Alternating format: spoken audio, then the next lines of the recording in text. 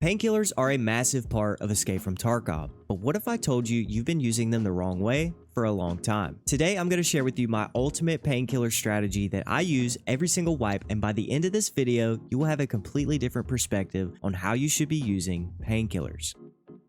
First things first, what is a painkiller? A painkiller is essentially used to remove pain. Jokes aside, there are many debuffs or effects that your PMC can suffer from which would cause you to use a painkiller. A couple examples would be the pain effect, which greatly reduces your vision on screen, or having a broken leg, which makes your PMC move a lot slower and throws off your aim while you're moving. In any case, having an effect that puts you at a disadvantage is a major no-go. So using a painkiller is a must, but there are many painkiller options in Tarkov, and some of you might be wondering which one is the best. So in my opinion, no single painkiller is an end-all be-all solution. They all have pros and cons, and some may be better than others. However, one thing they all have in common is that when used, they take a portion of your hydration. This can be a serious problem early on in the wipe when your metabolism skill is at its lowest level. This applies to every single painkiller in the game except for one: Propadol. Now, before we get into why I believe the Propadol is the best painkiller in the game, let's first take a look at some of the other ones. Here are all of the painkillers in the game, and I kind of have them in order of wipe progression. On the left are the ones you'd probably be using early wipe, and on the right are the ones that are more in-game painkillers. So let's take a look at the most basic painkiller in the game, which is the Analgin painkillers. These can be bought from level 1 therapists for around 8,500 rubles, and are the most accessible painkillers in the game. It has 4 uses, and each use removes pain for 80 seconds, and that comes out to about 2,100 rubles per use. Let's compare that to the quote-unquote in-game painkiller of Golden Star, which can only be found in raid or bought on the flea market. Golden Star has 10 uses, and each use lasts for 350 seconds. At this point in the wipe, a 10 out of 10 Golden Star costs around 185k rubles. That comes out to 18,500 rubles per use. But something to take note of is how long the painkiller lasts. The Analgin may be cheaper per use, but it lasts a fraction of the time. It would take 4.37 uses of the Analgin painkiller to equate to 1 single use of the Golden Star, which means that yes, it's still cheaper to use the Analgin painkillers, but at what cost? And that cost is hydration. See, every time you use the Analgin painkiller, it costs you minus 19 hydration. So in order to keep up with the Golden Star, you would be down minus 76 hydration by the end of it. This is why people much prefer the in-game painkillers, because they typically have less and less negative effects. So what does all of this mean? Well, to me, it means there's a loophole in this painkiller system that I've been taking advantage of for many years now. Keep in mind that this is just simply my own opinion and how I choose to play the game. You're welcome to disagree and offer your own input down in the comments. So what is this loophole? We touched on it earlier, and it's Propadol. You see, there are many factors that come into play when choosing a painkiller. You have to think about the pros and cons, the buffs and debuffs, how long the painkiller lasts, and most importantly, how quickly can you get the painkiller off in a pinch. The meta in this game is obviously to pre-pain all the time. If you're always on a painkiller, you won't be affected by, say, a blacked out leg or the pain effect if you get shot. A Propadol's use time is very fast, 2 seconds to be exact, whereas the Golden Star is 7 seconds. If you get shot in the leg and need to hit a painkiller fast because you weren't pre-pain, the Propadol is going to serve you much better than the Golden Star would, especially in close quarters fights. I can't tell you the amount of times I've pushed some bozo popping a Golden Star when I'm less than 10 feet away from them. It's a death sentence. So, with all of that being said, let me walk you through my painkiller strategy and why I choose to play this way. It's actually very simple. Injector's case, 4 Propadols, and supporting stems. Yes, all I carry is 4 Propadols. And before you type out that comment, yes, it is expensive.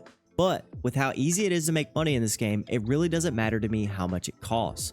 What matters to me is how effective it is. The pros of the Propadol far outweigh the cons to me, starting with the fact that it does not take away any of your hydration or energy. You can theoretically pop 5,000 Propadols in a single raid and you will never have to worry about food or water. Propadol's painkiller effect lasts for 240 seconds, which isn't the highest out of them all, but it is a significant chunk of time. Not only do you remove pain for 240 seconds, but you also regenerate health at +1 HP per second for 300 seconds. That means you will be passively regenerating health without having to use some sort of med kit. What this means is you can be doing other things like looting, loading mags, or traversing the map, all while healing at the same time. I guess what I'm really trying to say here is that I'm extremely lazy and don't feel like hitting my Salewa 7 times to heal each body part individually after a fight. Dear God, I hate that. A couple more pros is that it increases the metabolism, health, and vitality skills by plus 20 levels for 300 seconds. This means if you pop it before a fight, you will significantly decrease your chances of getting a bleed or a fracture. And that basically concludes the list of pros when using a Propofol. So, what are the cons? Well, first off, they're not cheap. Coming in around 34k rubles from therapists, you will definitely be spending some money to run them. On top of that, you don't unlock them from therapists until loyalty level 4, which comes when your PMC reaches level 35. From the sim itself, you will get a hand trimmer and a tunnel effect that lasts 30 seconds at the end of its use time. And that's really it when it comes to the negatives. The biggest problem I can see is the fact that pre-painting and pre-medding is not really viable with Propofols because it just costs too much. And also the fact that you need an injector's case to carry them all around. But at the end of the day, for me, the Propofol is just a no-brainer. Every time I need to use a painkiller, I also get health regeneration without having to sacrifice my hydration. And this to me is worth it because like I mentioned earlier, I'm just too lazy to heal body parts individually, and not having to worry about hydration all the time is a huge plus. So now that I've laid out my strategy and told you guys the pros and cons, what are some things we can do to improve my system? Well, the first thing is solving the pre-pain issue. And to do that, I would simply just add another type of painkiller to my loadout like a Vaseline or a Golden Star. Now you can pre-pain to your heart's desire and use the Propofols to be lazy when it comes to healing. Another thing you could do to avoid the hydration issue that comes along with that is to just throw an SJ12 into your injector's case. An SJ12 lasts for 600 seconds and it ensures that you do not hit 0 on your energy or hydration. Now, my system is not perfect and I'm well aware, but it allows me to use my time in raid doing more important things rather than wasting a bunch of time worrying about healing. And to me, that's what makes it worth it. This is definitely not something that you can use early wipe, but it's relatively easy to transition into as you progress further and further. I've been doing this for years and it has been working out perfectly because honestly, it's made me change up my playstyle quite a bit. I personally find myself not wanting to or forgetting to pre-pain all the time. I hate having to worry about being on a painkiller 24/7. Now, I know I would greatly benefit by just making a habit of pre-painting, but instead I've simply adjusted my playstyle to cater to the fact that I don't pre-pain. I move around maps in a way that won't get me caught out in the open, and if I do need to pass through an open or dangerous area, that's when I pre-pain. My philosophy is that if someone's going to catch me by surprise, more than likely I'm going to die anyways, and being on a painkiller is not really going to help me.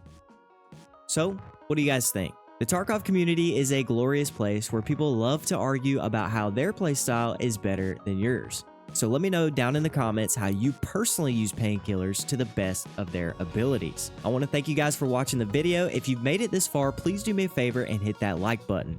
It costs you $0 and it helps me out a ton.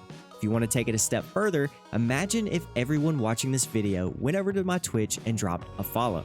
Somehow I have 10k subscribers on YouTube, but only 600-ish followers on Twitch. Let's change that. Drop a follow. It's also free. But anyways, that's all I have for you guys in this video, and I will see you in the next one.